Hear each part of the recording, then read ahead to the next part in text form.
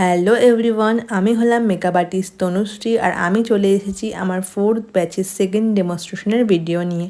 আমার কিন্তু ফুল class ready, আমিও রেডি অ্যান্ড আমার মডেলও পুরোপুরি রেডি। আর আমি স্কিন প্রিপারেশন শুরু করে দিয়েছি। স্কিনটা আগেই আমি পরিষ্কার করে নিচ্ছি, তারপরে কিন্তু একে একে আমি স্টেপ বাই সব কিছু আমি স্টেপগুলো করতে শুরু করব।